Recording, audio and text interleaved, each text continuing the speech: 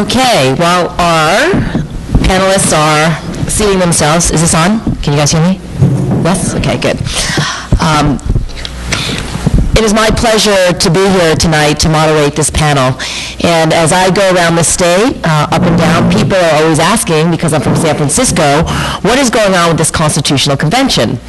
And to tell you the truth, I hear bits and pieces, probably like all of you. And so when I was offered the opportunity to moderate this panel and to hear firsthand from the different groups that are proposing different initiatives, I obviously wanted to do it. So I'm looking forward to learning about the different proposals that are out there and the different groups. And I thank you for caring about California and making reforms. And being in the state assembly has been very, very frustrating. It is difficult to govern these days. Given our tough fiscal times, our 2/3 requirement to pass a budget and taxes, it's not easy. And so I appreciate any group that wants to help us make reforms at the state level. So today, I am here, Fiona Ma. I'm representing Assembly District 12, which includes the west side of San Francisco, Daly City, Broadmoor, and Colma. California was admitted to the Union as the 31st state after ratifying its first constitution in 1850. But we quickly outgrew our first attempt as the state flourished, and a constitutional convention was convened in 1878 to address calls for reform. The ensuing constitution was ratified in 1879 and is still the law of the land, making it one of the oldest state constitutions in use today. Its long life, coupled with numerous partial reform efforts, have resulted in what is now the world's third longest constitution. With 512 amendments, the Constitution of California is 8 times the length of the U.S. Constitution.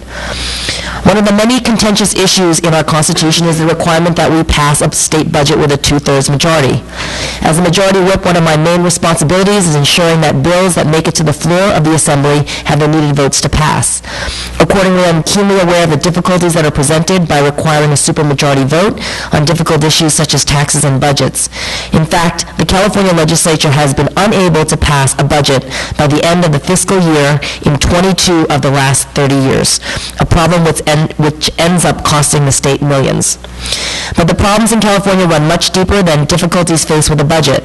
In a state that touts an economy larger than all but 10 countries, it is unacceptable that our per-pupil spending in public schools has dropped to 47th in the nation, that we have 2 of the most congested regions in the country, and that our unemployment rate is higher than the national average.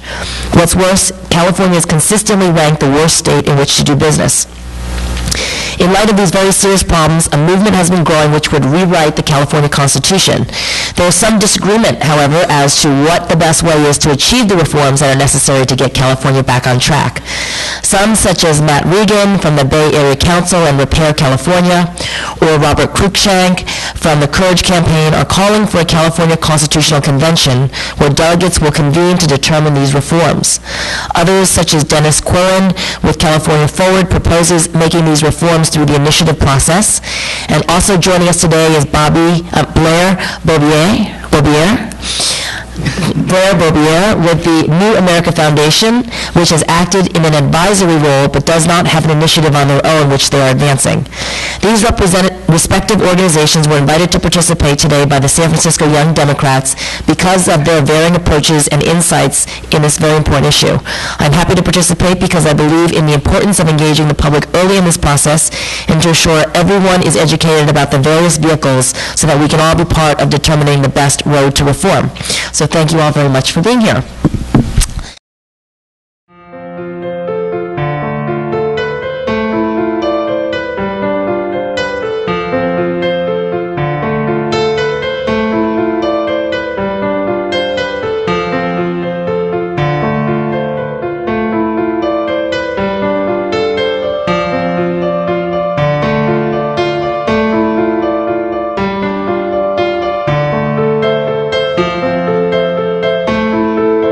Thank you.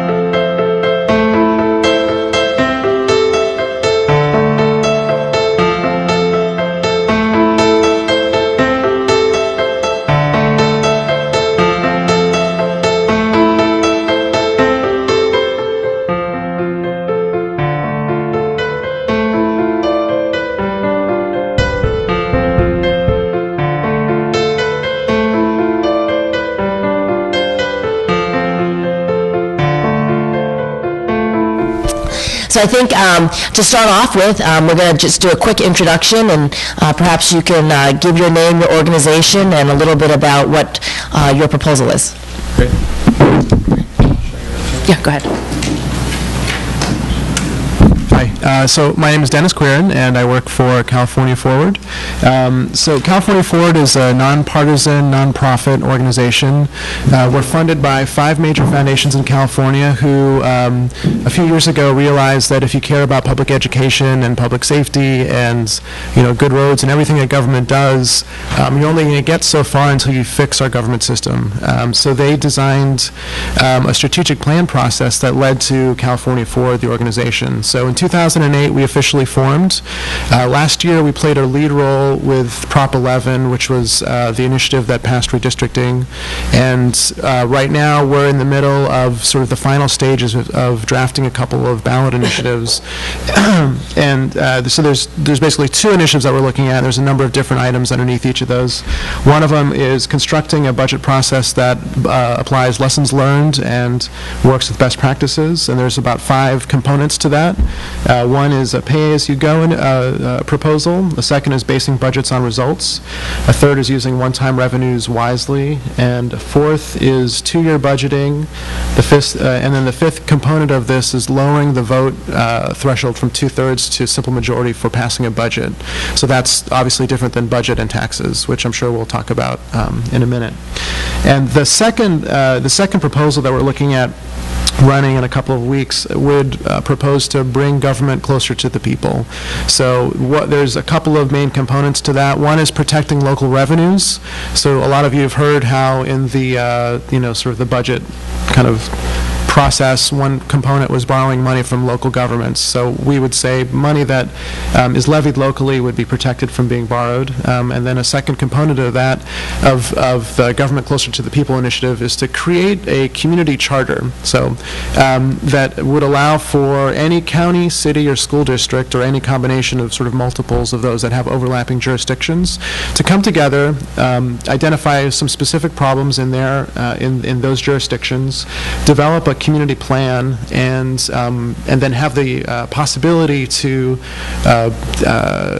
with a simple majority vote, raise up to 1 cent in sales tax to help fund that plan.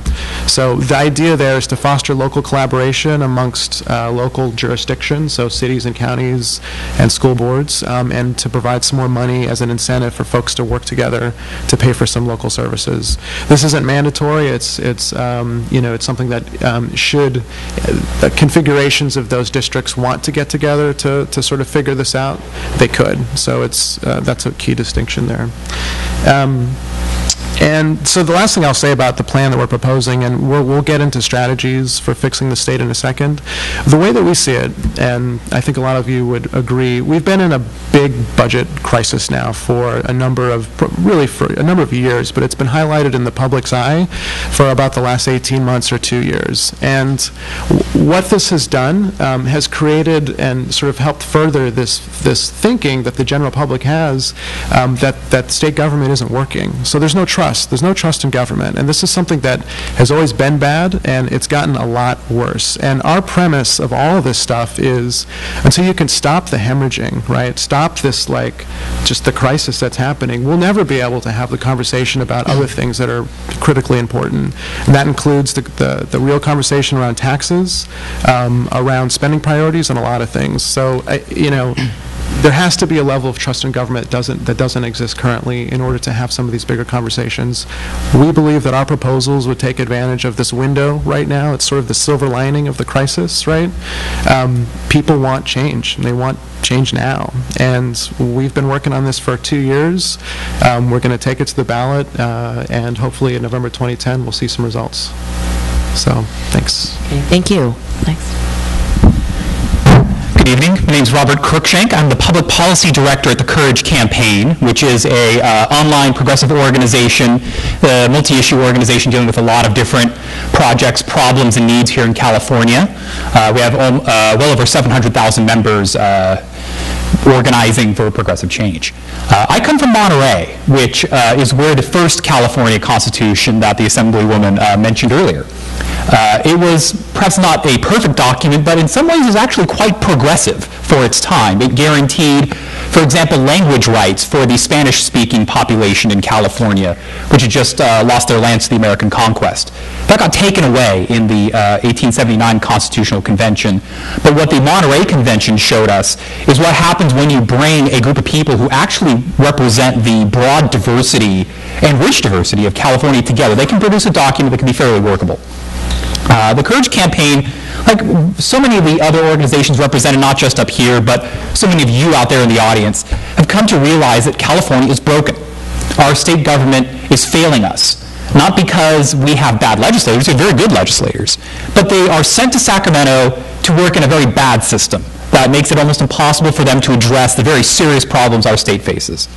And so as we looked at how we achieve some of our big progressive goals like universal health care in California, how do we fix the initiative process, how do we deal with the education problems that we face in our state, how do we create jobs for people who desperately need them, we ran into the same things that everyone else up here has ran into, which is the fact that the state government is broken. And at the Courage Campaign, we looked at a number of different things that needed to be fixed. We need to get rid of the two-thirds rule for both budget and taxes. I would disagree with my colleague to my left that you could do just the budget alone. I think that would not necessarily solve the problem that we have. We, as a state, don't raise enough money to pay for our core services, and we haven't done so for about 30 years. We looked at the initiative process, if you can call it that, which has been captured by a very small group of special interests who have the money to keep putting flawed initiatives on the ballot year after year, whether it's parental notification, whether it's Proposition 8. These are examples of a system that's completely broken in how we give the people of this state the power to influence policy. We looked at the budget process that needs fixing. We looked at a number of other things, and we support numerous ways to do these, right? There are initiatives out there that we are collaborating on to deal with the two-thirds rule. There are initiatives out there that we are collaborating on to deal with term limits. But there's so much that needs to be done and so many resources that are necessary to get there.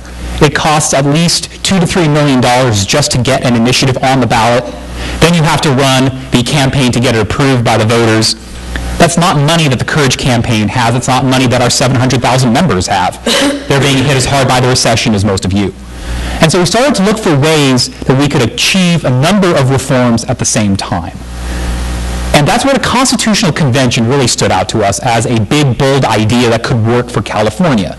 Instead of having to run 5 or 6 or 7 different initiative campaigns, you could run 1 or even 2 and put a convention on the ballot that could bring the people of California, and by the people of California, I mean the people, right? A rich cross-section of our state, not rich in terms of wealth, but rich in terms of background, into a room resembling this or something larger, to hash out the problems that face California's government, to be big, to be bold, to look at everything about how our state operates, how it is governed, and figure out how we can improve it and fix it. I think it's important to keep in mind that California has not just had 2 constitutional conventions, right? We had the 1849 convention in Monterey. We had the 1879 convention, which was held in the Capitol building in Sacramento. We've had a series of major constitutional changes almost every 30 to 40 years, the most recent of which was in 1978. Proposition 13 and the various changes it induced in the way the state does business fundamentally changed the way our Constitution works. And our Constitution in California is undergoing and will continue to undergo fundamental change. The question is, who will drive that change? Who will be able to propose those ideas to the people of California? That's one reason we believe that a constitutional convention that brings everyone, or at least representatives of everyone in this state, together is the best, fairest way to set that reform agenda. We think a constitutional convention has to be done the right way. We have a broken system. We don't want a constitutional convention that also has a broken system to it that can't address our problems. We have a stacked deck in Sacramento that prevents progressive change from happening. We don't want a constitutional convention to produce a stacked deck either. But we believe that a constitutional convention done right can accomplish a lot of the goals that we all share for not just fixing the way California is governed, but then getting those trees off the track and allowing us to proceed down to the bigger progressive goals that we all have and that we all share. Thank you. Great, thank you. And I'm sure we'll go through who these delegates are proposed to be later. Matt Regan? Thanks, Fiona. My name's Matt Regan. I'm Director of Government Relations for the Bay Area Council. We're a business-sponsored public policy and advocacy organization.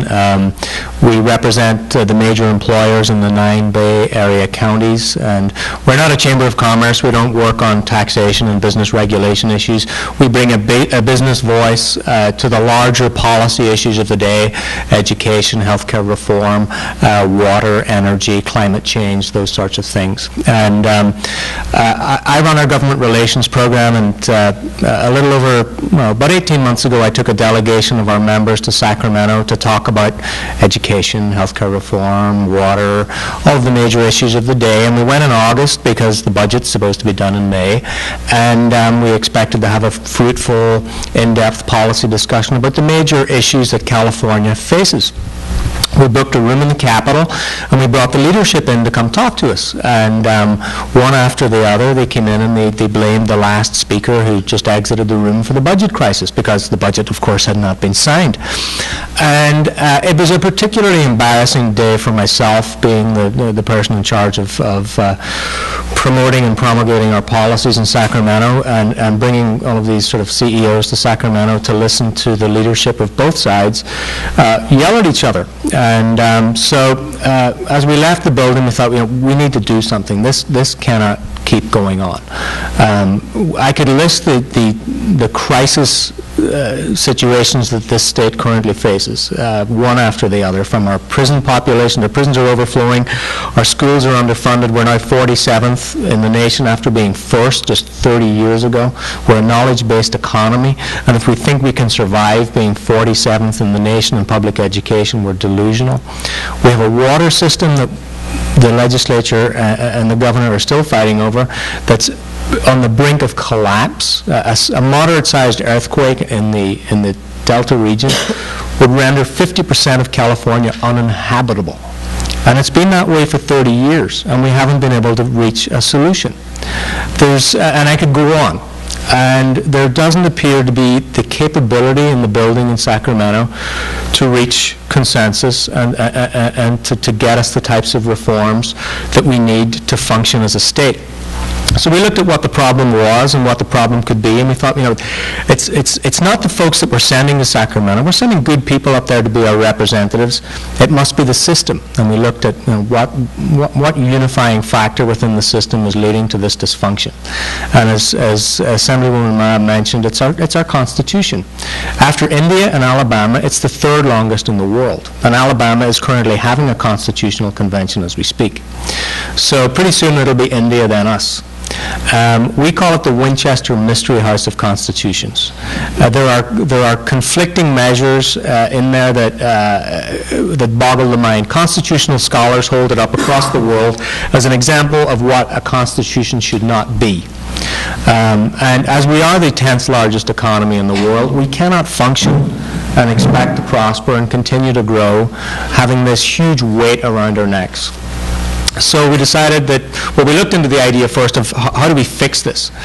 And there are 3 potential avenues to fix our Constitution. First is the physician heal thyself method, an inside the building fix, bipartisan, 2/3 vote to have a Constitution Revision Commission, and have the results of that commission go to the voters. I don't think anybody in the room thinks that's a realistic proposition given the partisan divide in Sacramento right now. The second is through the initiative process that California Forward are working on, and the third is through a constitutional convention. We think a constitutional convention is perhaps the best way to do it. There are, for a number of reasons, and we'll get into those as the conversation progresses tonight. But so we thought a constitutional convention might be the solution to our problems. We haven't had one since 1879, so we understand and realize it's a bit of a lift. But our CEO, Jim Wunderman, wrote an op-ed for the Chronicle when we got back to San Francisco after a visit. And he writes a lot of op-eds, and his mom reads them and gives him a call, read the op-ed, Jim, I loved it. And that's about the sum total of a reaction. The reaction to this one particular op-ed was overwhelming. We received hundreds of phone calls. What do we do to help? How can we sign up? What have we got to do to get this thing going? And we sort of realized, we've sort of unleash this beast? How do we make this happen? We're not a government reform organization. We're a policy advocacy organization. So we've had to, over the last 18 months, build an organization to promote this idea of a constitutional convention, and we've had a lot of friends. The Courage Campaign were one of the very first people to call us. It's been an unusual coalition and collaboration, a progressive online organization and a stiff, crusty business organization, holding hands and moving this idea forward. But if we can't do this, if these disparate groups in California can't agree on a process, then I guess we would all have to agree that we're doomed. That we can't, if we can't agree on a process, then we're never going to agree on the types of reforms that we actually need. And I think we all agree that on the basis of the types of reforms that are needed, our budget system's broken. The fiscal relationship between the state and local government is completely broken, and there are a number of other things that we all are in broad agreement that are broken and need fixing. So a constitutional convention, we believe, is the way to do it. And there are a number of questions that need to be asked in relation to that, and again, I'll lay them out, but won't go into them in detail. What does a constitutional convention get to discuss? And we propose a limited constitutional convention that's limited just to issues of governance. Social issues, prayer in schools, marriage, guns, off the table, just issues of governance. Who gets to sit in a constitutional convention, who the delegates are going to be, we'll have that discussion. And what's the process to get us to a constitutional convention? And I'll give you a quick timeline on how that works. Currently, only the legislature, by a 2/3 vote, could call for a constitutional convention. We're proposing Proposition 1A that would amend the Constitution to allow the people ourselves to call for a constitutional convention, and then Proposition 1B, which would go on the same ballot in the fall of next year, which would actually call for the convention, describe the parameters and the delegate selection process. So that's our chosen method for reform. We think it's got the greatest chance of success, and it will give us perhaps a better conversation about the problems and the issues that we need to address. Thank you. Thank you, Matt. Blair? Thanks. My name is Blair Beaubier. I work with the political reform program of the New America Foundation. The New America Foundation is a nonprofit, nonpartisan policy institute. We have offices in California and in D.C. and work on a wide range of subject areas. We work in areas such as healthcare, fiscal policy, asset building for low-income folks, foreign policy, and the program I work with is the political reform program. Essentially, the aim of our program is to see that the government of California looks like the people of California. And if you look at the government now and the people in California, you can see that there's a disconnect. So we look at a number of different measures that would level the playing field and encourage more people to become involved in the political process from the very beginning, voter registration, all the way up to voting in elections. So let's keep in mind some things, and that is that the United States has one of the lowest voter participation rates of any civilized democracy, probably lower than the uncivilized ones as well. Not really sure what that means. So we have very few people voting. We have low registration rates. We have all sorts of problems with our elections where private money basically dominates our public elections. We have instances where a number of people are elected to office with a minority of the vote. A number of presidential elections were won by candidates who had less than a majority of the vote.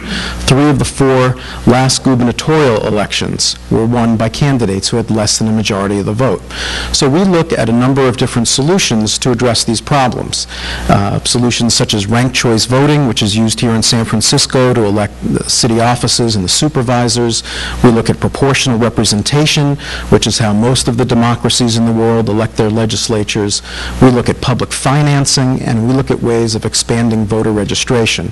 In fact, I'm happy to announce that one of our bills on voter registration was just signed into law by the governor. That's AB 30.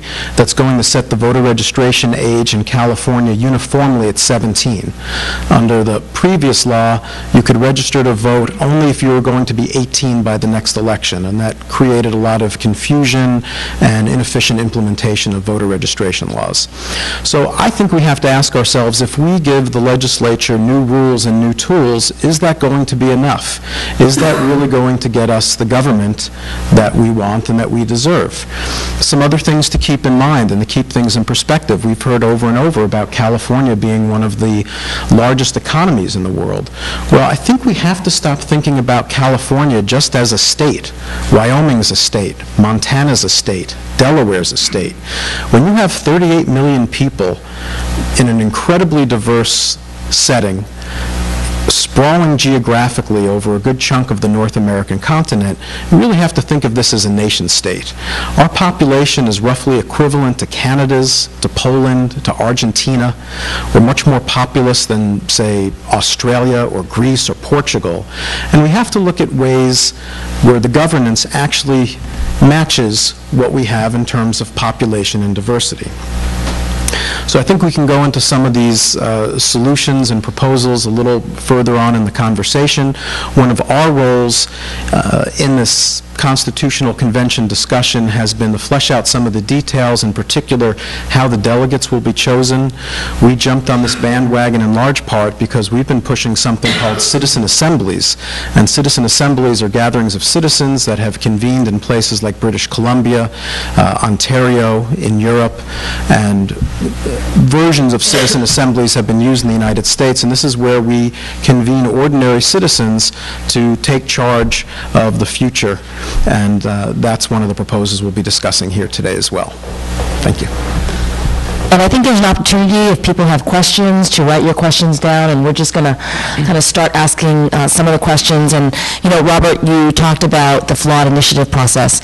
And one of the frustrating parts of my job is when the economy is good, there's plenty of money, nobody complains about the programs. When we face this fiscal crisis, everybody's fighting over the crumbs. And because of the initiatives that have passed, those are the mandates that have to get paid first. And then it leaves very little to go to the other programs that we have been traditionally funding. So what do you propose? I know we want to have citizens put initiatives on the ballot. It seems like only the wealthy ones can actually afford to do this. But what happens is it becomes a huge problem, like our jail issue, our prison population.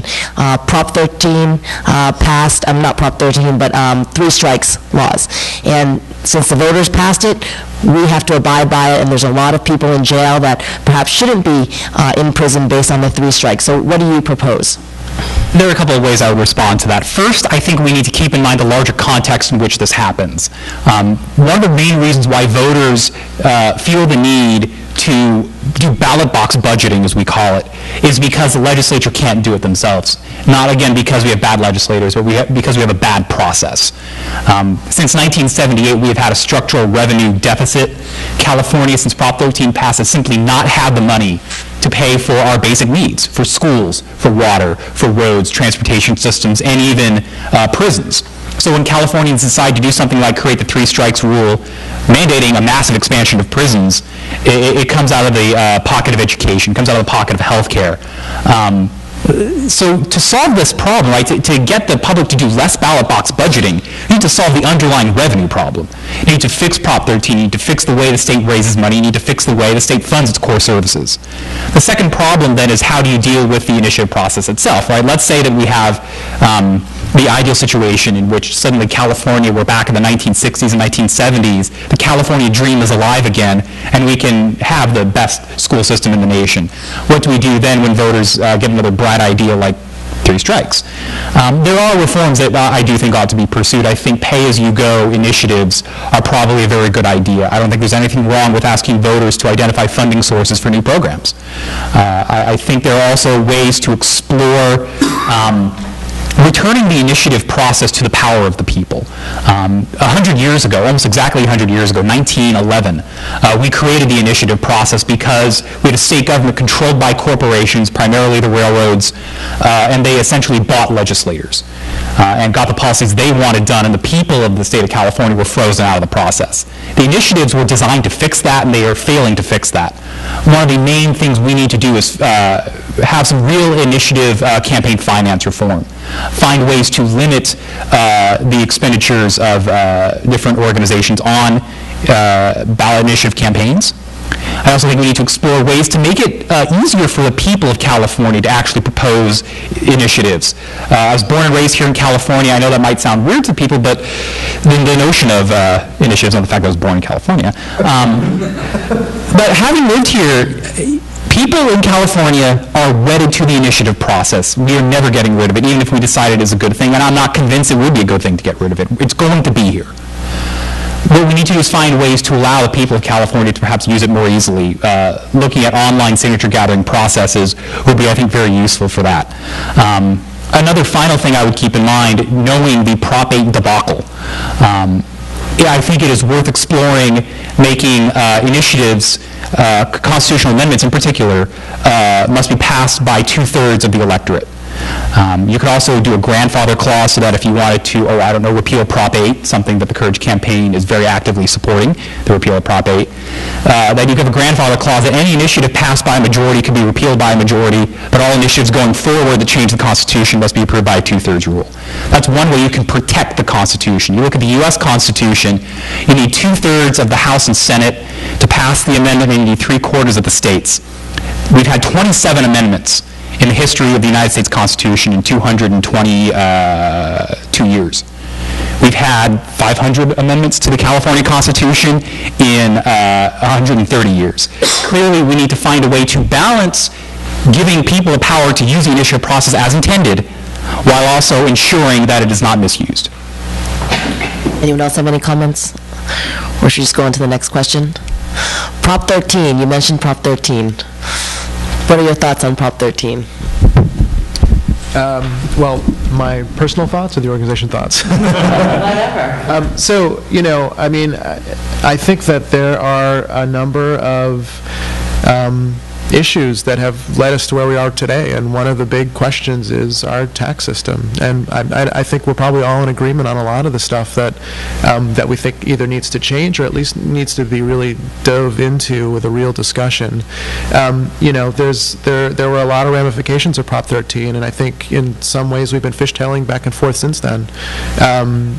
And, regardless of if you think you need to change taxes or not, because we talk to people that believe the tax vote needs to be changed, and we talk to people that believe that it doesn't, we really believe that you aren't going to have a successful conversation at the state level on how you fund and prioritize programs until you build the trust in the state government. And that's kind of what I said before, and I still think I think that's extremely important. So, when we talk about the 2/3 budget vote versus 2/3 budget and tax vote reduction, one of the big reasons is you can't even have that conversation and expect to get anywhere on the ballot with 2/3 taxes. And that's, I think that's just a political reality of today. I mean, there was a poll that was done that came out 2 days ago that said that the legislature is at a 13% approval rating. That's not trust in government. That's a historically low number. I don't think it's ever been that low. So that, so the question on 13 is a really good one, and I have a lot of my own personal thoughts. Organizationally, we haven't dove into the revenue side yet, so I couldn't really speak for the organization on that, but that's a part of what's to come. For us and the proposals that we're putting forward, we think that you have to stop the madness right now, and one of the big places that you do that is with the budget process. If you talk to anybody on the streets of California and you say, what's going on in the state legislature, they would tell you that there's budget stalemates and that, the state's giving out IOUs. I mean, it's the kind of thing that everybody knows, and that goes a long way towards eroding any kind of trust that exists. So I I mean, I think there's a lot of very difficult questions and conversations that need to be had in the state, and I think that a lot of that isn't going to get any airtime until we fix this budget process. So if you look at the last 18 months, there's a ton of really important stuff that never got any public attention. I mean, you hear a lot about water right now, but there's been stuff happening, for months and months and months that the legislature wasn't able to really address because, they were caught in the budget fiasco. So there's a lot of things I could say around the moment and how it relates to Prop 13, but I think that pretty much gets at some of my early thoughts. I think we need to make it very clear at the outset that we're having two conversations here. We're having a conversation about the types of reforms that we want to see, and that would be Prop 13 reform and all the other reforms. And then there's the process question. How do we get there? Our job at the Bay Area Council is not to promote reforms. Our job is to put in place the process to get us the reforms. That's what we're trying to do, is to build a constitutional convention process that can get us those reforms. We have our own ideas, and we're a policy organization, so we've taken positions that we can't run away from or hide from. But it's not our job to promote those policies or those ideas within a constitutional convention. We are just trying to put in place a transparent working process that can get us those reforms. I like to say we're trying to create a process that everybody can see into, but nobody can reach into and move the pieces around. A constitutional convention differs from the initiative process in a number of ways, and I'll briefly explain why we think the Constitutional Convention can get us Prop 13 reforms, can get us term limit reforms in a way that the initiative process can't. If you look at Prop 13 right now, everybody, and I've had this conversation with earnest Republicans as well, they understand that Prop 13 is fatally flawed. The average person on the street thinks that Prop 13 is about protecting seniors, whereas in fact it's about so much more, and it is so damaging to the state in so many different ways that the unintended consequences of that initiative are reach far beyond seniors. But you try to reform Prop 13 through the initiative process, you die day one. Nobody will give a dime to an initiative process that reforms Prop 13. It will not happen. You can't have that conversation through a 2-week campaign where the Howard Jarvis folks throw their millions at it and the anti-Prop 13 folks throw their millions at it. You lose. Prop 13 polls at 70% plus still. Within a constitutional convention context, you have a 6-month conversation with a group of Californians who probably, when they enter the room, have that same 70% approval rating for Prop 13 because they think it's about protecting seniors. But through the 6-month process of discussing Prop 13 and becoming educated about it, understanding the ramifications, understanding that it handcuffs their local school districts, understanding that it has turned California into a land of strip malls because local government doesn't want to build housing. They only want to build sales tax revenue generating structures. And all the many things that Prop 13 has done to the state, you can have that conversation in a constitutional convention over months that the people will be watching on their televisions, they'll be watching on the internet, and they'll be going, oh yeah, I didn't know that about Prop 13. Well, who knew? And at the end of that, when the convention decides, well, we think we need to say perhaps let's grandfather in, no pun intended, the seniors who we want to protect in their homes, but let's reform these other parts of Prop 13 that are flawed, that we really understand now 30 years hence have damaged California. The 2/3 vote and the budget being another one. Let's reform those parts of Prop 13 that really need reforming and leave those parts that we really think need to be protected, and whether you think seniors need protection in the housing, that's another issue. But it polls so well, we probably think a convention would do something along those lines. But that's the process we think that is the only process that can get us to Prop 13 reform. The initiative process will get torpedoed day one. We also think term limits is another issue that polls. If you had a term limit initiative tomorrow, the voters would vote to shorten term limits. I mean, and anybody who has spent any time in Sacramento, and Fiona will attest to this, will understand that it's the worst thing that has happened to the Capitol ever. I was a Capitol staffer many years ago, and I've worked as a lobbyist in Sacramento, and I've watched how that building has changed. You have freshman legislators chairing committees. They're being led around by the nose by lobbyists, being shown where the bathrooms are, and there's no institutional knowledge. There are no relationships that have been built over years, and there's no ability within the legislative body to fight the entrenched interests. So, but you can't have that conversation through the initiative process. But you can have that conversation in a constitutional convention. So that's the process side of things. The reforms, we have our ideas on what reforms we'd like to see, and I think we agree with everybody else here at the table on what those reforms need to be. But for us, it's a question of process. What process can get us there in the quickest and most efficient manner? Well, let's talk about the delegates, since you mentioned that. And I think, everybody wants reforms, but they always want to be in control of the process. Like, who is going to be the one, the delegates making the decision? So what are your proposals for who gets to be part of the convention? How many people? How are they chosen? This is the most difficult question to answer when it comes to putting together a constitutional convention. Who gets to sit on the convention? How do you build a constitutional convention that is A, neutral, not in anyone's pocket, that's B, that's qualified and educated and knows what they're talking about? So it's a delicate balancing act, and from the outset we understand that there's no perfect method. There's no method that you can please every person in the state. There's no method that will please every interest group in the state, but there are some methods that are better than others. So there are three possible ways of doing this. You have an election, and where delegates run, say in assembly districts. Each assembly district gets 3 delegates. Delegates, by the way, have to be representative by population, so the assembly districts are designed that way.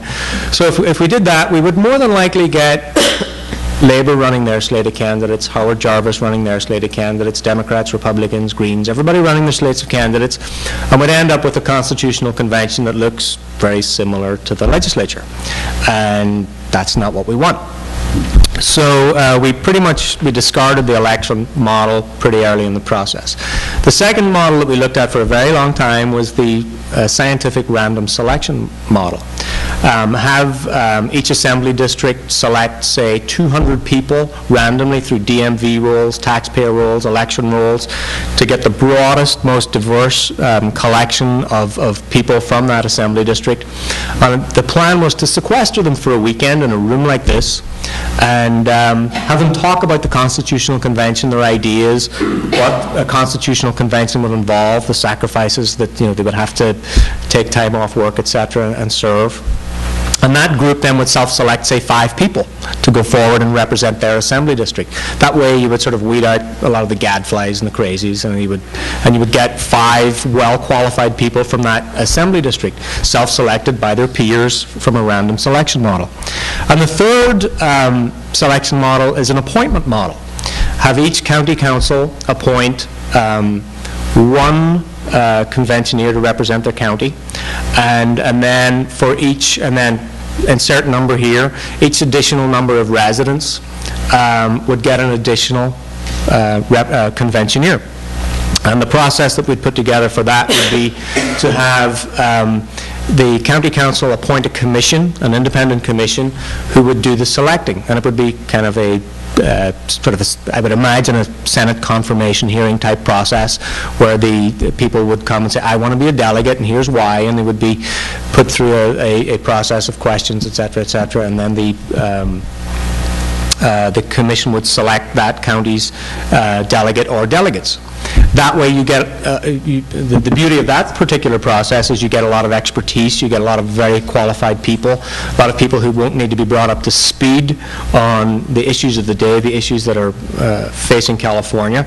But it also, the drawbacks of that particular model, it's not as democratic as the random selection model. It's a lot of the usual faces doing the selecting.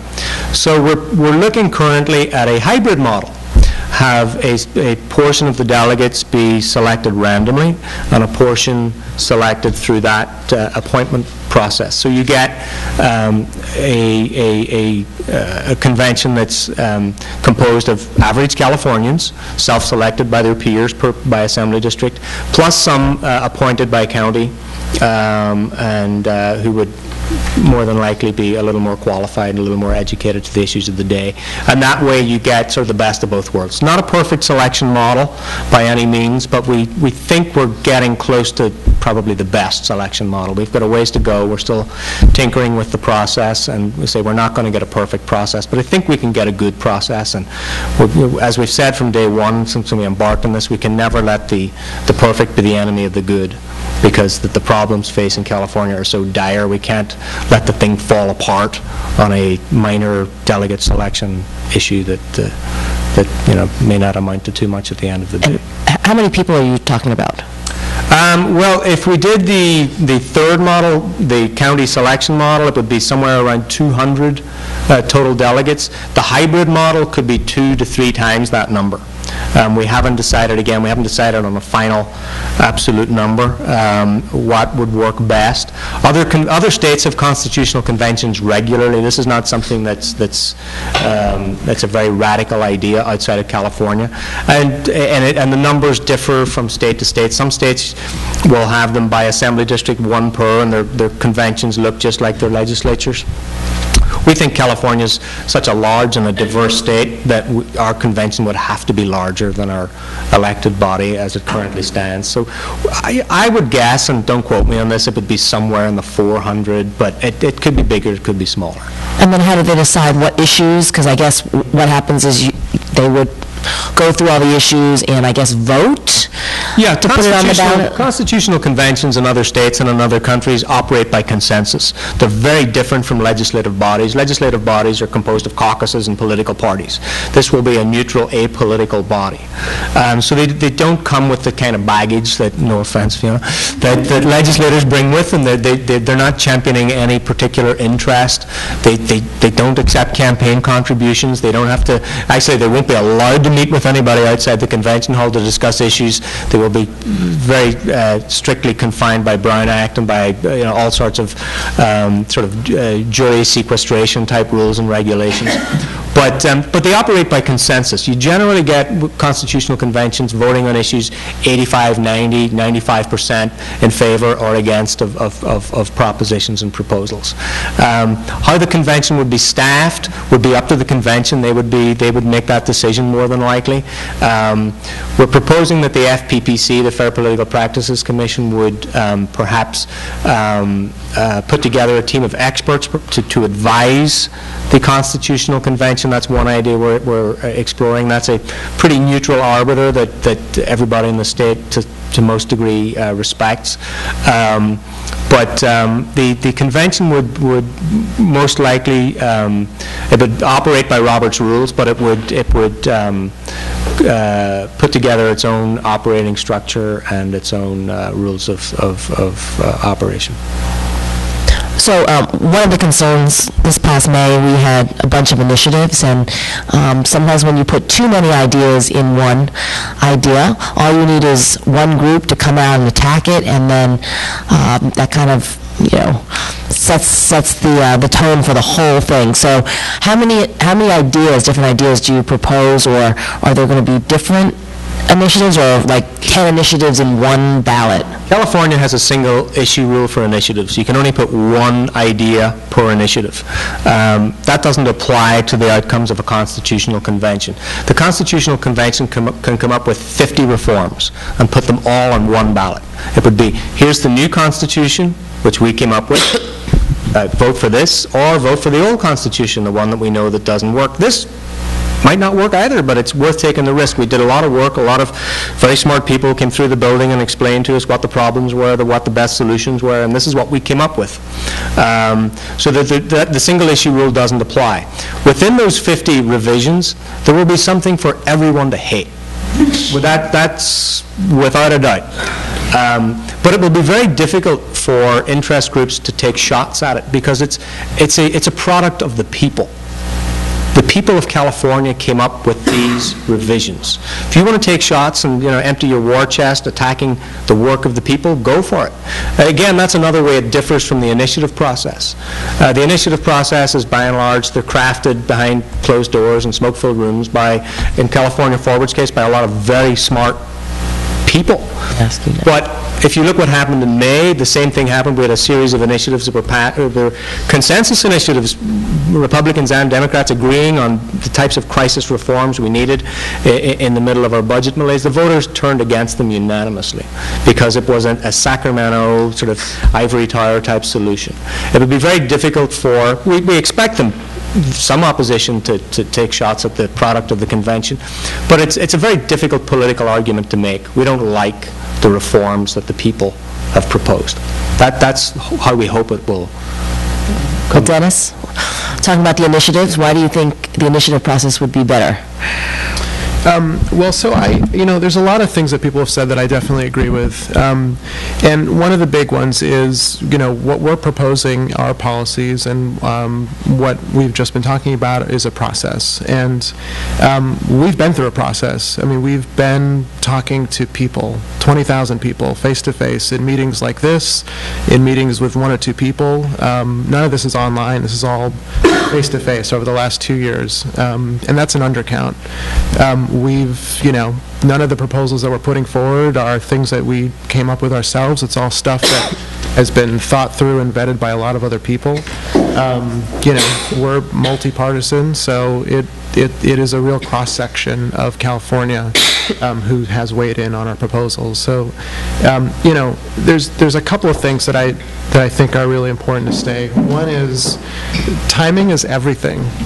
There was a constitutional revision in the 90s that was enacted when there was a crisis, and it was a 3-year process, and at the end of the process, the crisis was over, and the public will to enact those revisions disappeared.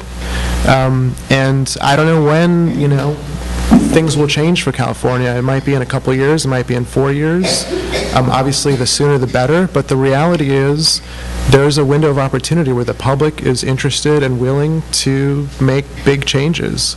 And California has always had a very robust economy, and we still do. And at some point in time in the near future, we'll be, the state coffers will be full again, and folks are not going to be as interested as they are now in making big reforms. So the way that I see it, and I think the way that California Forward sees it, is it's not an either or, right?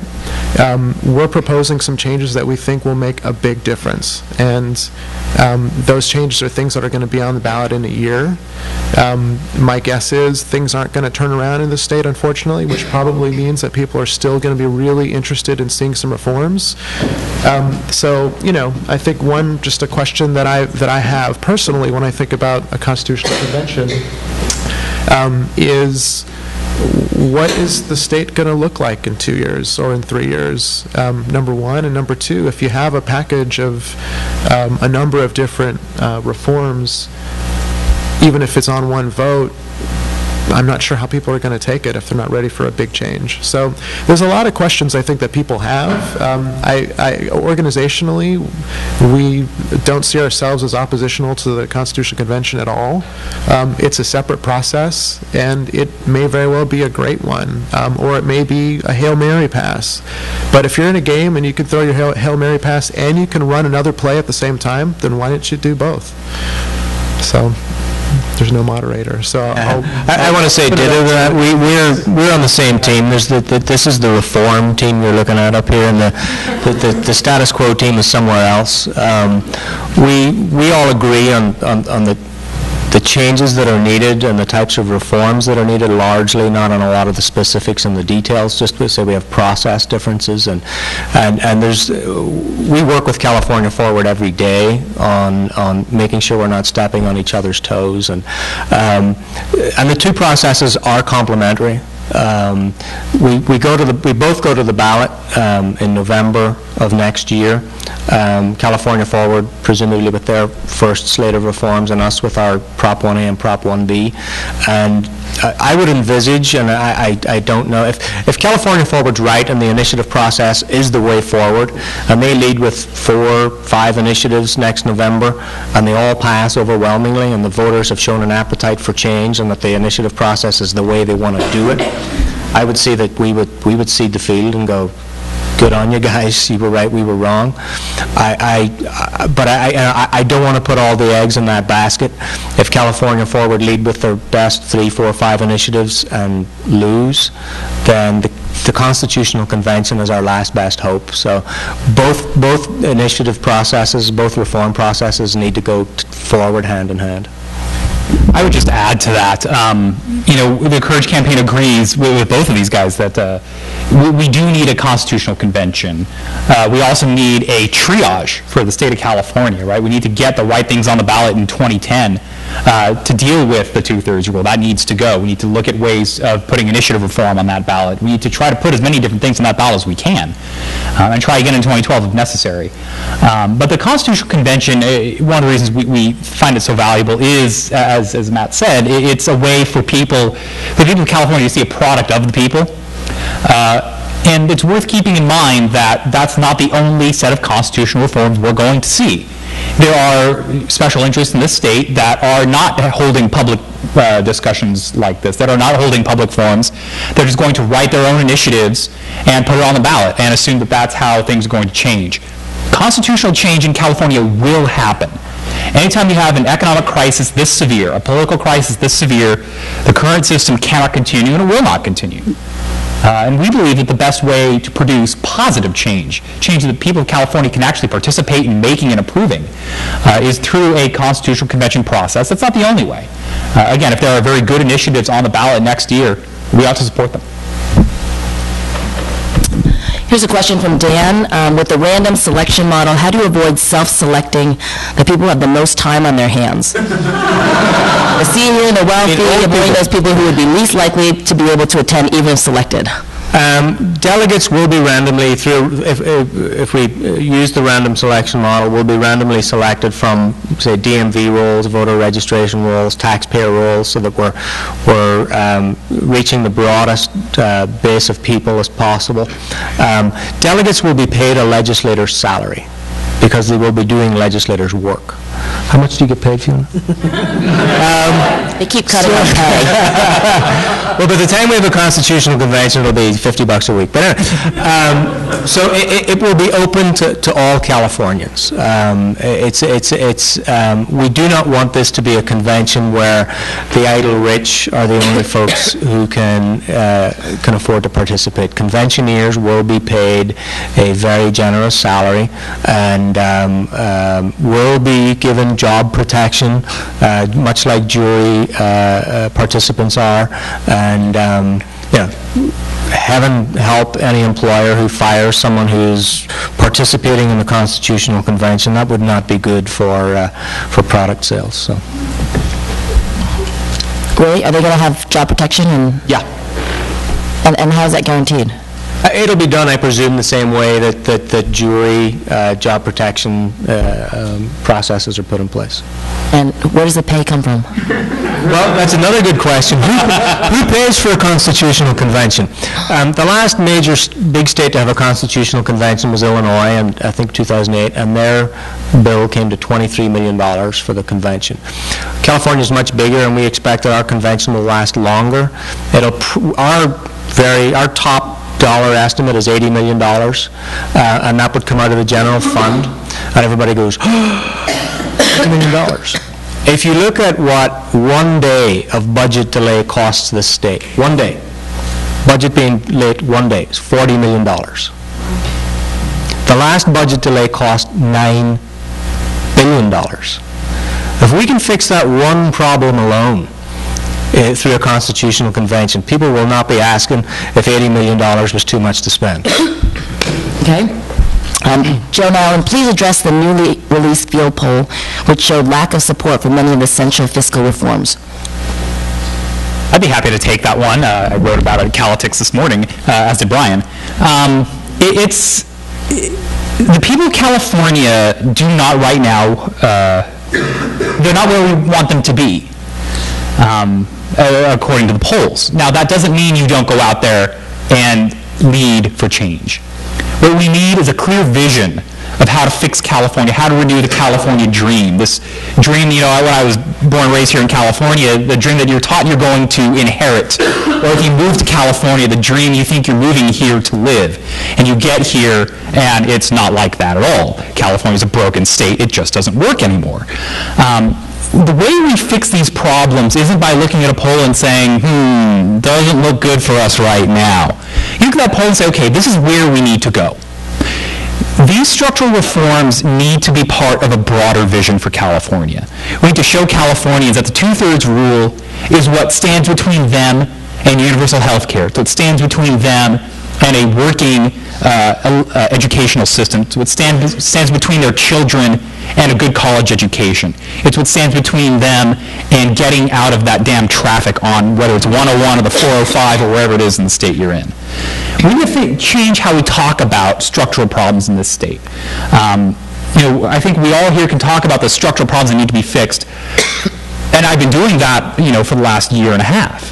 And what I've come to learn is that you're never going to get Californians to support fixing these structural change by talking about the need to do structural change. I think we need to unfold that within a larger vision for where we take the state. I look at healthcare for an example. Very few Americans, maybe very few of us who are more politically engaged, knew what some of you may have known filibuster was. Very few people may have known what reconciliation is in the Senate. A lot of people know what reconciliation in the U.S. Senate is, where you can pass a budget bill by a simple majority getting around the cloture rule. People know now how the U.S. Senate works and how it fails to work because they really desperately want health care reform to pass. We need to create that same desire in the people of California. We need to get them to desperately want a state that works again. And I think that desire is there. If you look at the field poll, one of the things that stood out to me wasn't the fact that they're not quite where I want them to be on two-thirds rule for revenue. What stood out to me is they want change. They need to see that they can accomplish change, that change can be done in a way that will give them the things they want. They want universal health care. They want jobs. They want education. Right? They want to make sure that their parents are going to be taken care of when they're old, that their children will be taken care of when they're young, that they'll be taken care of if they get sick. That's how we need to produce a structural change, by showing Californians that the broken system in their state is what stands between them and their dreams. If you look at a poll question is like an initiative question. What do you think about the two-thirds vote rule? 70% of Californians think, hell yeah, love it. Don't want to give those legislators any more authority to put their hand in my pocket. If you ask a voter, what do you think about the two-thirds vote rule, if you know that there are only 3 states in the Union that have this requirement, and 2 of them have built-in supermajorities from one party or the other, that California is the only state that has it and does not have that supermajority. We're the only state that is handcuffed in that way. How would you feel about the two-thirds vote if you knew that it cost the state $9 billion in the last budget cycle? That's a conversation, again, you can have in a constitutional convention. You can impart that knowledge to the people in the room. You can't do that through the initiative process because it's just like a poll question. So as Robert quite correctly pointed out, the people are speaking from a position of great ignorance in large part. They don't understand a lot of the ramifications of the initiatives that they've passed. Initiatives, by and large, are knee-jerk, short-sighted, short-minded responses to situational happenings in California. You know, you have a terrible crime in the papers, and then everybody's shocked, and you get a 3 strikes law the next year that has filled our prisons beyond bursting point. So the initiative process, we know, has many flaws, and it's a very blunt tool in a lot of ways. But a constitutional convention, we think, can get to a lot of these dicey, difficult problems and get us and have educated, honest discussions and get us the types of reforms that we need. So. So I have a question. Sure. So I definitely hear kind of what you're talking about around it. The convention would be a process for those delegates to travel the path of understanding what all goes into good government. But then at the end of that process, whatever they come up with still has to get voted on. Yeah. So how does that, at the end of the day, change The voters, same dynamic? exact dynamic? In other states, constitutional conventions are televised. It's the ultimate in reality television. Because the conventioneers will come from your communities, you will likely know somebody who's going to that convention. And every night you'll go home and you'll turn on PBS, public access television, because the Constitutional Convention will be talking about Prop 13, something that you're interested in, you want to hear what they have to say. And over the period of 4 to 6 months that the Constitutional Convention goes through its work, the media will be editorializing. It will become the topic of conversation at the water cooler, and people will become, over time, they will become educated to the issues that are being discussed inside the Constitutional Convention. It won't just be a process that educates the conventioneers, it'll be a process that educates the general public.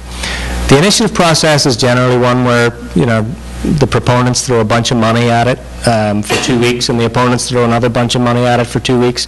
They write very convoluted language that goes for title and summary, and it takes 15 attorneys at the Attorney General's office to work out what exactly it is they're trying to do.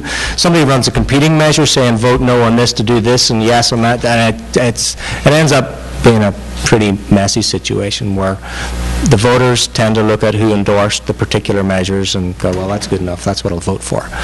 They vote from a position of ignorance. The Constitutional Convention will educate the voters in a way that they can't be educated in an initiative process. It'll be a 6-month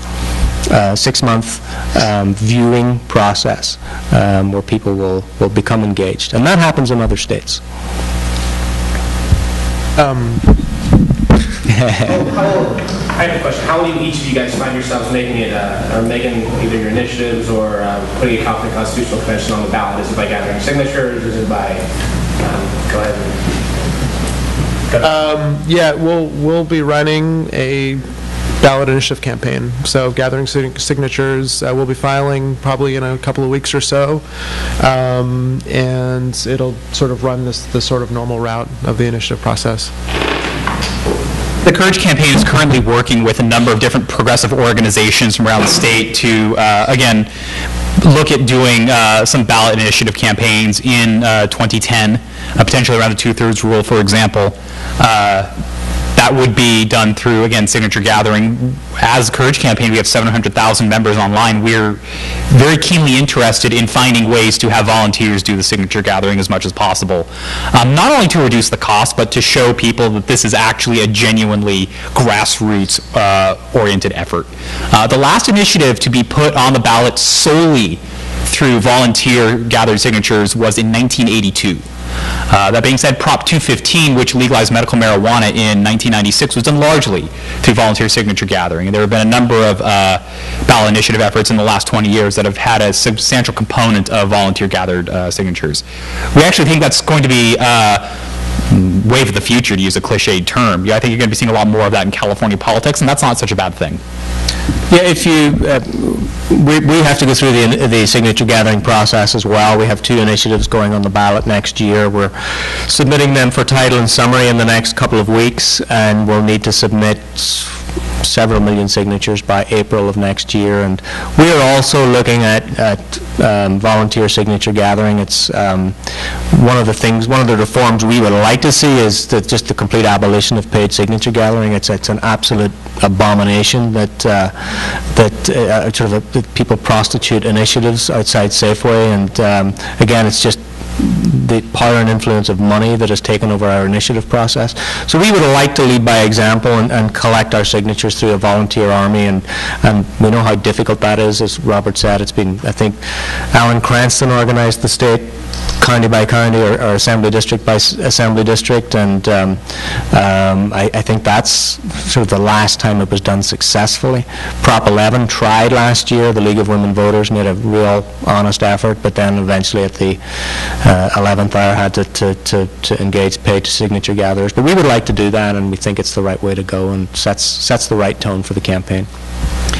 Well, as mentioned earlier, we're working in an advisory capacity with Repair California to flesh out some of the details, but we also work with municipal government and government at a variety of levels to educate about the type of reforms that we promote and support.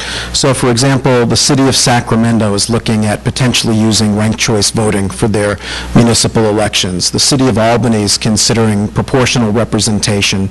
San Jose is looking at using ranked choice voting. LA City and County is looking at ranked choice voting. Pasadena and Long Beach are looking at ranked choice voting. And Oakland and Berkeley will start using ranked choice voting in the next election cycle. So one of the things we do is we very much are on the ground working with community organizations, working with elected officials, working with election officials to give all the information that they need to make good decisions. And then once they move to adopt one of these other forms of elections, then we work with them and other organizations like the League of Women Voters to make sure that the voters have all the information they need before going to the polls. So, Blair, as part of the proportional representation, is that potentially going to make it into the Constitutional Convention, or is that going to be an issue that will be addressed at a California Constitutional Convention?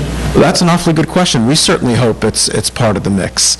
I think when you look at the Constitutional Convention and the limited scope of it, the limited scope includes governance and elections. And so we hope that there really is a long-term vision and saying what works for California. Right now you look at the state legislature and we have essentially the least representative state legislature in the country.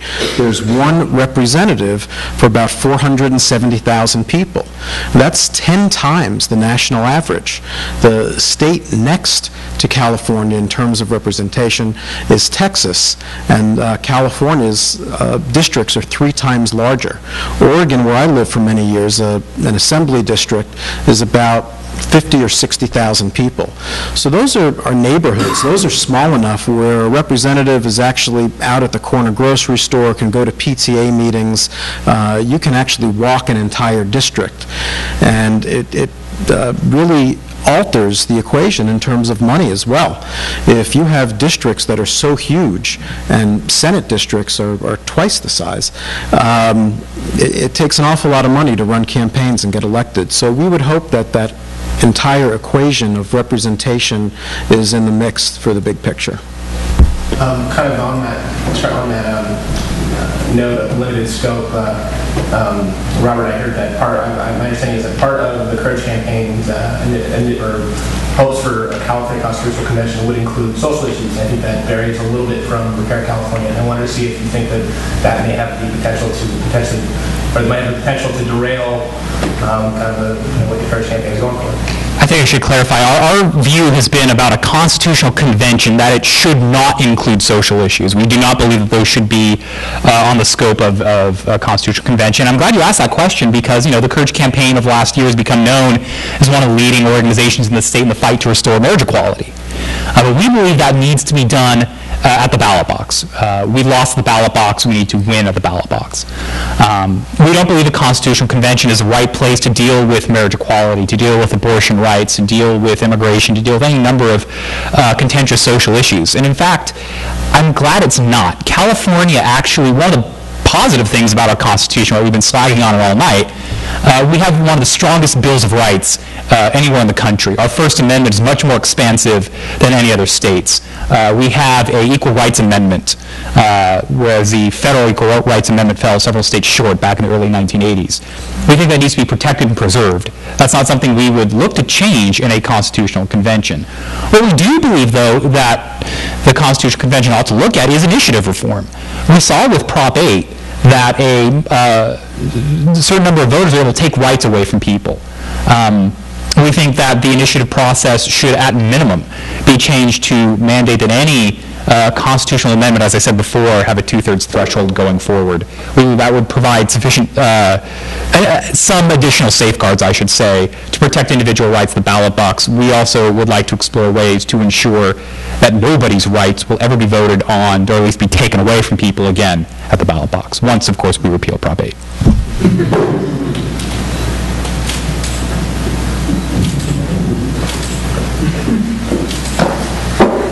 Sorry, I'm fighting a cold, so when I sit too long, everything So, you know, you spoke a little bit about just now. Prop 8. Prop 8, yes, and increasing the voter threshold to 2/3. Well, you know, when you talk about that, and you know, I've talked to people about how about for initiatives you need to have, you know, a certain amount of people to be able to, you know, put it on the ballot or pass the ballot. And then the argument always is, well, let's say you want universal health care, you only want a majority vote. You know, but if you want to increase taxes, then you want 2/3, right? So it goes both ways. It certainly does, and I think this is something that, you know, a convention ought to discuss, right? The delegates in that convention need to sit there and work out the different ramifications of how it would work, right? If you add something to this side of the scale, how does it affect the other side of the scale? And that's one of the benefits, I think, of a constitutional convention, is you can look at a system and figure out how different reforms might affect your desired system. To speak specifically about that point, I think that, you know, universal health care is something we might be able to create by a statute, where a majority of the people of California could be able to create it. But if you're talking about amending the Constitution of the state, I think there does need to be a higher standard met for that. We could look at creating a higher standard for passing a statute at the polls as well. That's something that, you know, the people of California, if you're a convention, ought to examine. Okay, Matt, so talk about the process, like when the convention would be on the ballot, because there's, I think, 3 different times that it has to be on the ballot. Some of you, I didn't print enough of these to bring with me, unfortunately, but some of you have these, and there's a timeline, proposed timeline for the Constitutional Convention on the back. And I say we're about a week, 10 days away from submitting our language for title and summary. Yeah, it says September 25th. We've missed that. That was a self-imposed deadline. We've missed that, obviously. And then by April of next year, we turn in our 2 million or so signatures. And then if we collect the signatures, we go to the voters in the fall of next year, November 2010, with our 2 initiatives, Prop 1A and Prop 1B. If the voters approve those 2 initiatives, then we would imagine that the Assembly, or rather the legislature, then has to provide for a constitutional convention, write the check, in other words. And the convention then would likely be held in the spring of 2012. That would take 4 to 6 months. Then the Constitutional Convention would have the authority to call a special election for the voters to approve the final outcome of that Constitutional Convention. The conventioneers can also, you know, say, well, we don't want to go in 2012, we want to go in 2013, but we would hope they would go in 2012 because, as Dennis referred to, there's a crisis, and you know, we don't want to waste a good crisis by letting this thing drag on for too long. So we would imagine that the voters would get the final say in the fall of 2012. Yeah, well, we are, right now, I'm on the Revenue and Taxation Committee, and we're going through the 21st Century Commission initiatives, their proposals, and they're very controversial, right? Again, we may need 2/3 of the legislature. That means we need Republicans. Republicans don't want to increase taxes, so we may be stuck. If we are stuck and not able to make some of these big reforms, then I think we're going to be in this financial crisis for the next few years. So we're going to be able to, continue to work on it. I don't think anybody thinks the economy is going to get better anytime soon. So, how do we keep this at the forefront in case the economy does get better? Like the stock market gets a little better, like it rained today, and so maybe people don't want to talk about water anymore. We represent the region's largest employers, and from what I'm hearing, it's not going to get that much better anytime soon. The stock market went through 10,000 today, but I don't think any of us are feeling particularly wealthy at the minute or secure in our jobs. We're in a long term. Even if the national economy recovers, California's economy is going to be a real lag, and that's primarily why we got into this fight as a business organization. When the world's economy starts to turn around, large multinational companies are going to look at where they're going to invest. Which areas are going to come back quickest, most efficiently, and where should we target our investment? Where should we hire new people? Where should we put our R&D facilities? The state that California is in right now, we have little or no faith that any CEO of any large corporation will invest a dime in California until we get our fiscal act in order. So that needs to be done first. And we feel that with the current recession, that, should it last another year or two, it's an opportunity we can't afford to waste, and that we need to go in 2012. Going even beyond the economic issues, I think the people of California have been woken up by this crisis. Not just the economic crisis, but the budget crisis, the political crisis, Prop 8. All these things have woken people up to the fact that the state of California's government is broken. You see consistently, not just lower ratings for the legislature, but for many California politicians, whereas Californians are in love with President Barack Obama, as I think they should be. You see a big difference. People in California believe that the federal government is more able to provide for their needs in their own state. Then the surveys we at the Courage Campaign have done of our own members, of the 700,000 people that comprise our organization, they're woken up. They understand the need for change is there. I don't think that's going away anytime soon. Not only just because the economy is going to suck for quite some time, but because people have this image seared into their minds of legislators sleeping at their desks, of a state that nearly closed a third of its parks, of 30,000 teachers being laid off, of budgets being late year after year after year. People are fed up with that. I don't think that's going away anytime soon. I think we have an opportunity to get Californians engaged in a process of fixing their state. I mean, one of the things about living in California is slightly chauvinistic.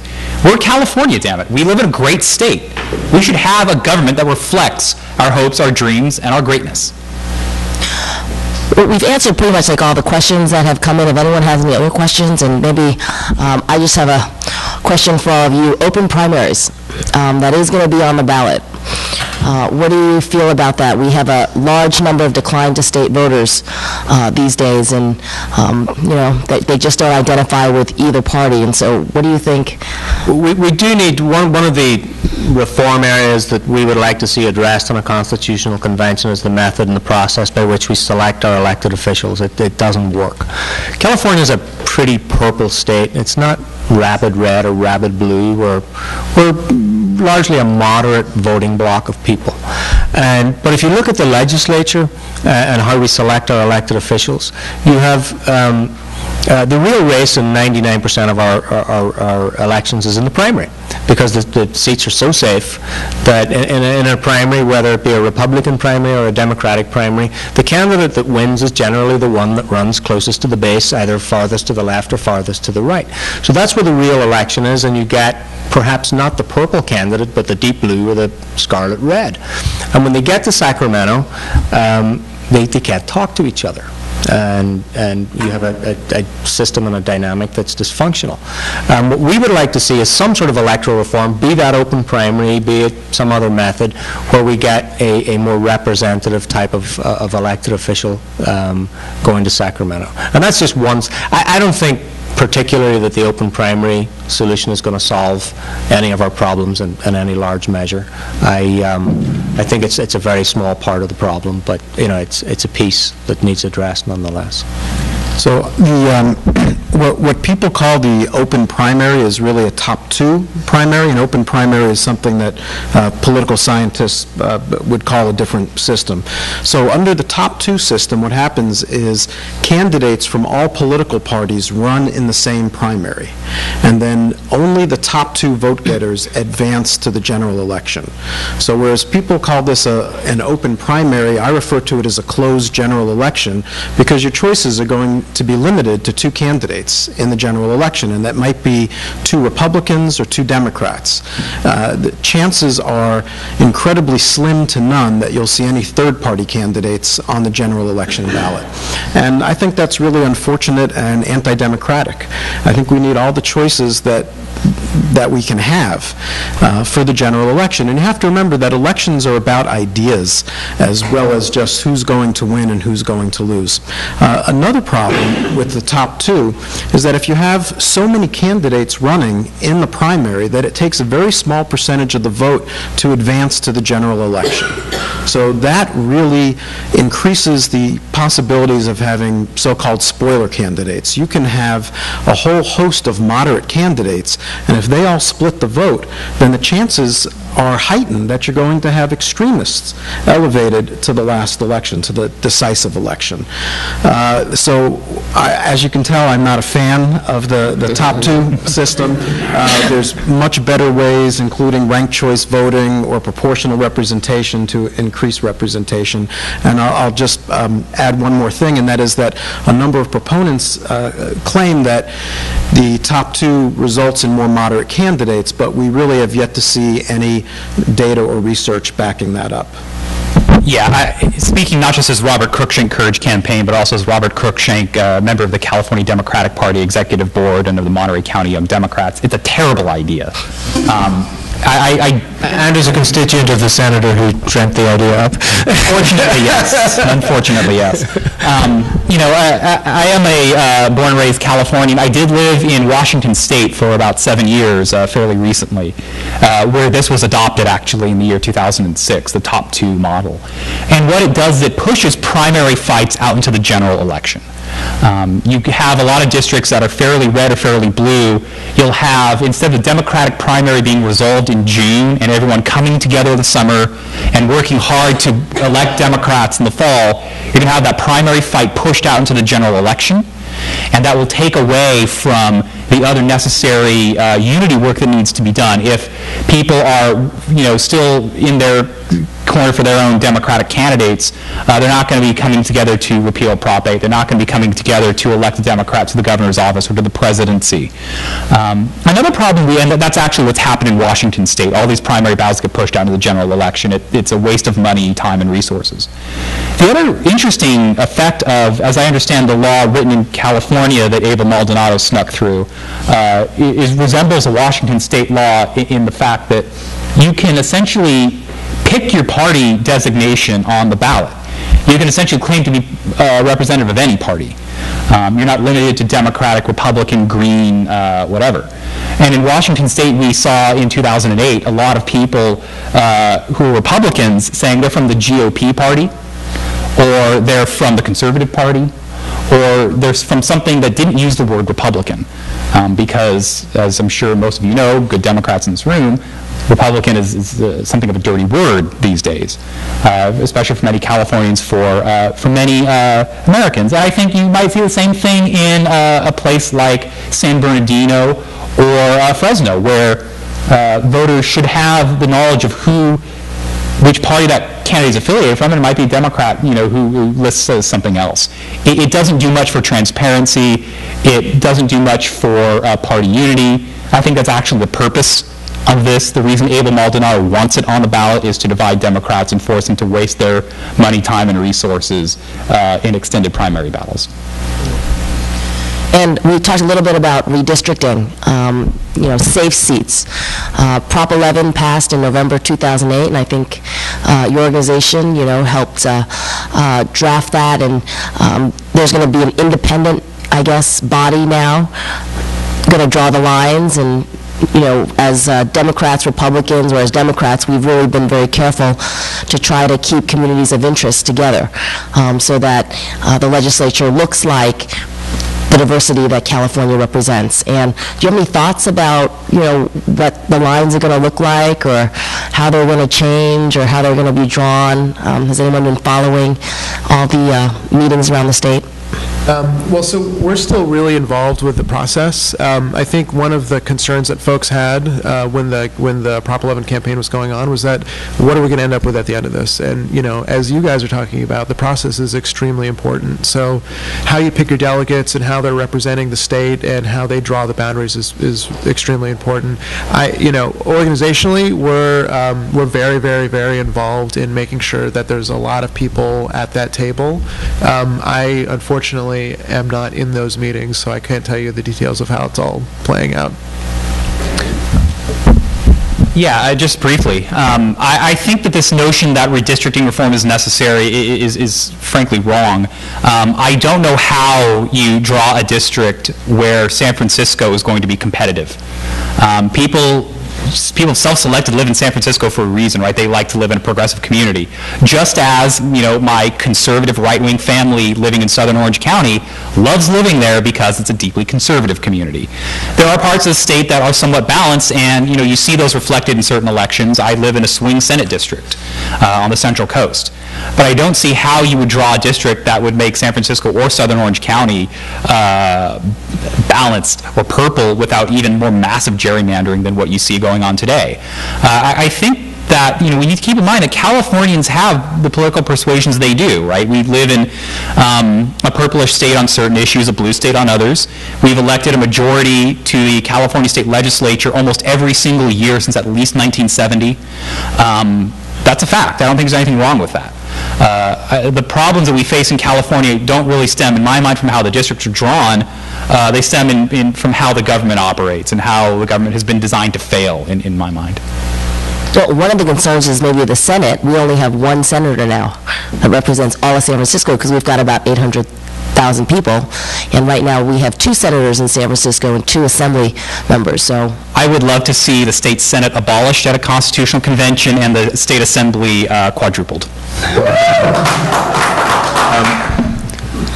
Robert's absolutely correct. In California, we have self-selected into districts, and redistricting, I think, and one person a lot smarter than me on these issues said, I think, would probably only impact 4 districts. When all is said and done, 4 districts that are currently safe would become competitive.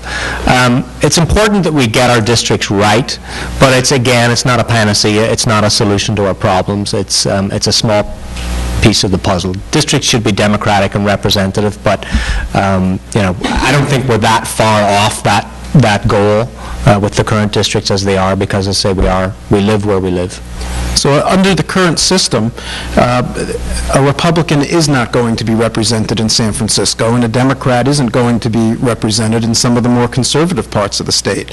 So the answer to that particular issue is not redistricting. Redistricting potentially can make things more fair. By taking it out of the hands of partisan bodies, it can be made nonpartisan. But the solution, once again, is proportional representation. Under proportional representation, you can elect groups of legislators. You can elect them regionally or statewide, however it works. And in that case, if you elect a Republican slate, then Republicans from San Francisco will have representation. If you elect a Democratic slate from Southern California, the Democrats will have representation, albeit in smaller numbers. Along the lines of the comment of abolishing the Senate and quadrupling the size of the Assembly, colleagues of mine have come up with a proposal that is essentially that. And you can find that at reformcalifornia.org, which is the website for the political reform program. And my colleagues Mark Paul and Micah Weinberg have come up with a proportional representation proposal of 360 members, a unicameral legislature, half elected by districts, half elected by proportional representation. I mean, if you look at our current state government structure, it was put in place in 1879. The state's population was less than 2 million people, 99% of them white. And we still have those structures, and we still have those districts, and we still have those the Senate and the Assembly seats the same as they were back then. So whatever we do, we need to do something. It needs to be changed. Just real quick on redistricting, I think I pretty much agree with what you were saying. At least redistricting is never meant to solve the problem. I mean, it's one of a number of reforms that need to be seriously looked at and hopefully implemented to improve a lot of things, from voter registration to civic literacy on the issues. And redistricting, as it was passed, was intended to take the drawing of district lines out of the hands of the legislature and put it into an independent, nonpartisan body. So I think that's what it's intending to do. I think that will be helpful. It's not sort of meant to be the solution, but it's something that's important that I'm glad we have and that we've passed it. And then the other thing I was going to say is, it's interesting with our term limits law. We've got one of the most severe term limits laws in the country, and what it's partially done is it's rendered, the 2 houses, it's sort of neutered the fact that the Senate, which is supposed to be the deliberative body that, senators are supposed to be in office for quite some time and can sort of review through policies and see their impacts, down the road, it's changed that relationship between the Senate and the Assembly because no one's in office long enough to play that role. So I feel like when we think about what the legislature can look like, there's probably a lot of things now that we should start to look at. Well, thank you very much, Blair, Robert, Dennis, and Matt, for sharing your thoughts here today. And 2010 is going to be exciting. There's going to be initiatives, constitutional convention, elections, like for governor. So stay tuned, and thank you all for sharing your thoughts with us.